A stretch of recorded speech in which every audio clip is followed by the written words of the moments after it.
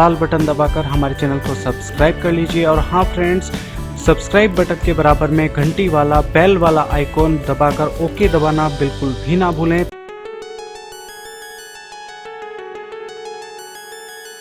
कहते हैं कि पूत के पांव पालने में ही दिख जाते हैं, और अगर आप इस कहावत को सच मानते हैं तो आपके लिए यह जानना ज़रूरी होगा कि सबरीना गोंजालेज पेस्टर्स्की मात्र 23 वर्ष की हैं और वे अपनी उपलब्धियों से अल्बर्ट आइंस्टीन की बराबरी करती हैं।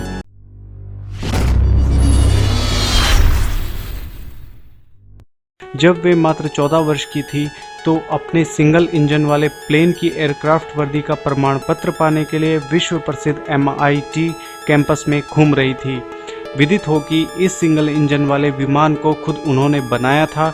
उन्होंने खुद अपने प्रयासों से इस विमान को उड़ाया भी था। उस समय कैंपस में मौजूद लोगों के लिए वे कौतूहल का विषय बनी हुई थी। तब से 9 वर्ष बीत चुके हैं और सबरीना MIT से ग्रेजुएशन करने के बाद हार्वर्ड से PhD कर रही हैं।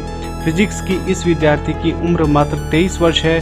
पेस्टर्स्की का सारा जोर क्वांटम ग्रेविटी को समझने पर है और वे क्वांटम मैकेनिक्स के संदर्भ में ग्रेविटी की व्याख्या करती हैं। उनकी रुचि ब्लैक होल्स और स्पेस टाइम को समझने में भी है। आपको आश्चर्य नहीं होना चाहिए कि उन्हें नासा के वैज्ञानिक जानते हैं और उनके लिए जेफ बेजोस और ब्लू ओरिजिन जैसी कंपनियां और लोग रोजगार का एक स्थायी प्रस्ताव लिए तैयार रहते हैं। सबरीना कई मामलों में असाधारण हैं, लेकिन वे अमेरिका में बढ़ रही ऐसी प्रवृत्ति की अगुआ हैं जिसके तहत देश में लड़कियों में फिजिक्स पढ़ने की ललक बढ़ रही है। वर्ष 2015 के दौरान फिजिक्स में ग्रेजुएशन करने वाले छात्रों की संख्या 8081 थी और इसी वर्ष 2015 में फिजिक्स में शोध करने वालों की संख्या 1860 थी। फिजिक्स और एस्ट्रोनॉमी में पढ़ने वालों की संख्या कम ही है और अभी भी महिला विद्यार्थियों की तरह तरह की मुसीबतों से जूझना पड़ता है। लेकिन वे असाधारण महिला वैज्ञानिक और आधुनिक फिजिक्स की जन्मदाता मैरी एम क्यूरी की परंपरा को आगे बढ़ाने वाली हैं। उन्होंने विज्ञान के इतिहास में पहला नोबेल पुरस्कार जीता था। मैरी पेरिस यूनिवर्सिटी से डॉक्टरेट हासिल करने वाली पहली यूरोपीय महिला थी। उन्होंने ही सबसे पहले विकिरण शब्द विचार को जन्म दिया था। बाद में Marie Curie Sorbonne university Paris की पहली महिला लेक्चरर और प्रोफेसर बनी।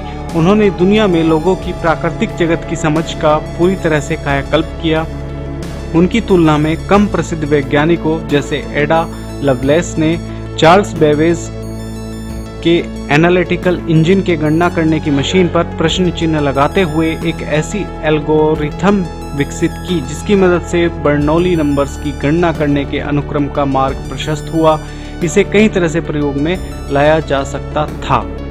फ्रेंड्स, हमारे चैनल अक्षज एंटरटेनमेंट को लाइक, शेयर और सब्सक्राइब करें और नीचे कमेंट बॉक्स में अपने कीमती सुझाव हम तक पहुंचाएं। धन्यवाद।